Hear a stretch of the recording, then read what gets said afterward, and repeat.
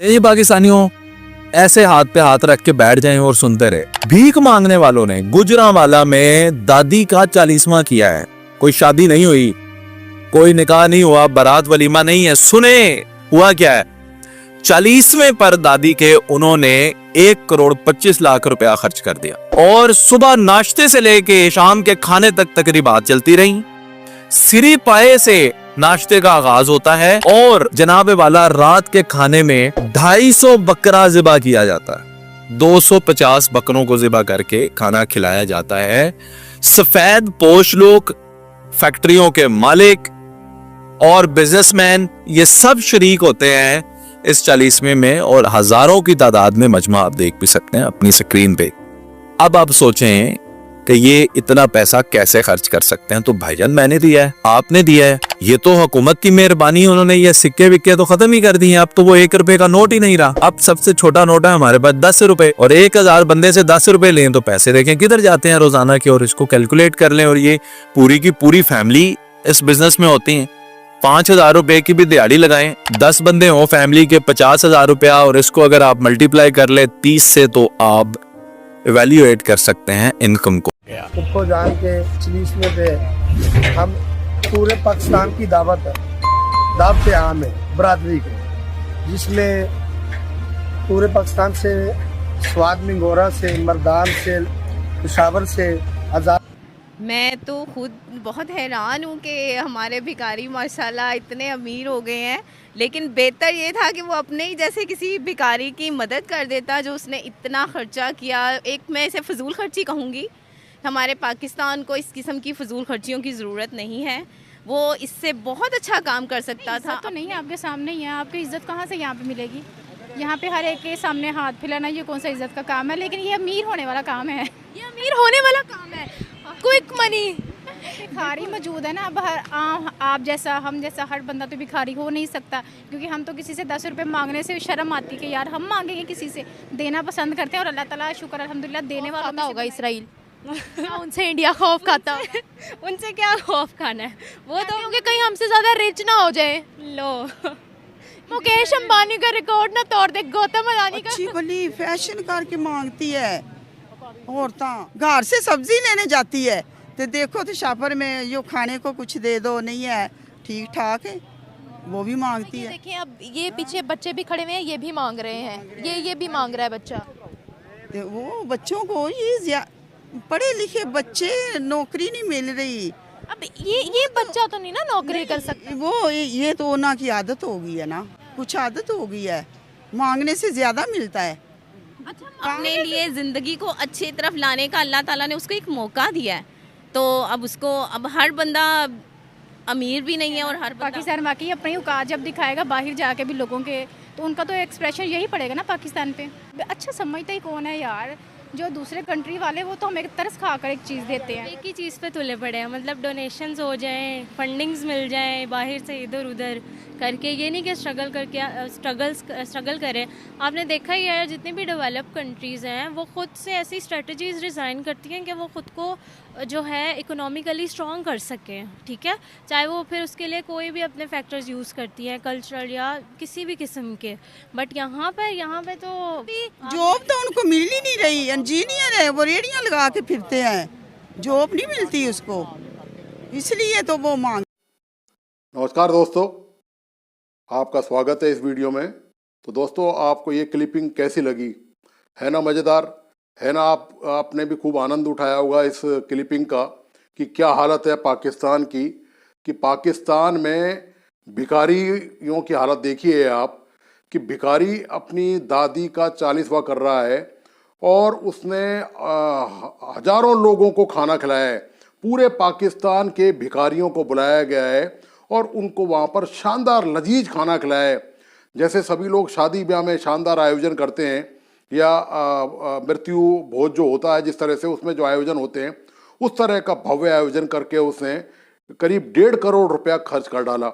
तो यह दोस्तों पाकिस्तान की हालत। और ये पाकिस्तान के में इस तरह के जो ऊट पटांग काम या इस तरह की जो खिल्ली उड़ाने वाले काम या इस तरह की जिसमें पूरी दुनिया में इन पाकिस्तानियों की जग हसाई होती हो, ऐसा काम कोई पहली बार नहीं हुआ। मैं आपको बताता चलूं साथ में, एक पाकिस्तानी भिखारी एयरलाइंस में हवाई जहाज में चढ़ गया और वो हवाई जहाज में चढ़कर भीख मांगने लग गया। अंदर अंदर जो हवाई जहाज में यात्री बैठे हुए थे उनसे वो बाकायदा भीख मांग रहा था। आप देखिए पाकिस्तान की हालत क्या हो चुकी है। और ऐसा नहीं है कि भिखारी बाकायदा टिकट लेके चढ़ा हवाई जहाज के अंदर, यात्रा के नाम पर टिकट लेके चढ़ा और उसने अंदर अंदर बैठे जो यात्री थे विमान में उनसे भीख मांगना शुरू कर दिया। ये भी वीडियो उस समय बड़ा वायरल हुआ, बड़ा चर्चित हुआ था। मैंने इस पे एक पुराना पहले एक वीडियो बनाया था। पाकिस्तान में जहाँ तक भिखारियों की यदि मैं बात करूँ, आज इसी मुद्दे पे बात करते हैं, तो यूएई, सऊदी अरब और ईरान, ये जो तमाम खाड़ी देश हैं जो जिनको पाकिस्तान अपना भाई कहता है, इन देशों को, ये सब पाकिस्तानी भिखारियों से तंग आ चुके हैं। और आप ये देखिए इनकी जो जेलों में 90% जो भिखारी हैं, जो पूरी दुनिया से भिखारी वहाँ पहुँचते हैं, उनमें 90% पाकिस्तानी हैं।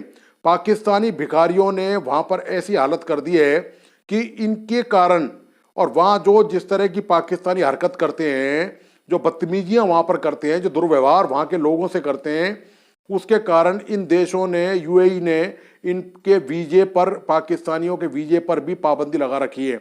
ये पाकिस्तान की दोस्तों हालत है। पाकिस्तान, आश्चर्य की बात यह है दोस्तों, पाकिस्तान खुद भिखारी है और उस भिखारी देश में एक भिखारी अपनी दादी का 40वां करके करोड़ों रुपए खर्च कर रहा है। पाकिस्तान दोस्तों आईएमएफ से 25 बार कर्जा ले चुका है और हालत ये हो रही है कि उस कर्जे की ब्याज चुकाना मुश्किल हो रहा है। मतलब कर्जे का जो मूलधन है वो तो बहुत दूर की बात है। पाकिस्तान की हालत इतनी ख़राब हो चुकी है, ऊपर से पाकिस्तान ऐसे ऐसे निर्णय कर रहा है कि जो पाकिस्तान में बची हुई जो सांस लेने की हालत है आम लोगों की, वो भी शायद अब घुट जाए और बंद हो जाए। आप जानते हैं कि पाकिस्तान में महंगाई जो है रॉकेट की तरह आसमान छू रही है, बेरोजगारी वहाँ पर ज़बरदस्त है। इसी बीच में पाकिस्तान की सरकार ने, आपको पता ही होगा पहले से, कि इंटरनेट स्लो कर दिया कि राजनीतिक कारणों से, क्योंकि इमरान खान जो जेल में बंद हैं, उनकी पार्टी के लोग इंटरनेट का उपयोग करके ट्विटर पे सरकार के खिलाफ ज़बरदस्त कैंपेन चला रहे थे। तो इमरान खान को साइड करने के लिए सरकार ने इंटरनेट की स्पीड ही स्लो कर दी। इसके बाद जब लोग वीपीएन से इंटरनेट का यूज करने लगे तो सरकार ने अब ये तय किया है कि वीपीएन भी सरकार बंद करने जा रही है।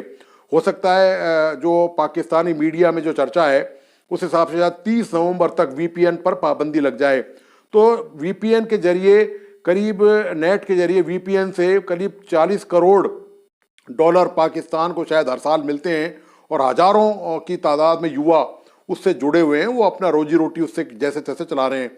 तो एक तो पहले ही बेरोजगारी की मांग, भिखारी पाकिस्तान पहले से बना हुआ है, उस पर यदि वीपीएन पर भी पाबंदी लग गई, इंटरनेट पहले ही स्लो चल रहा है, तो आप समझ सकते हैं कि पाकिस्तान की अर्थव्यवस्था का अब क्या होने वाला है।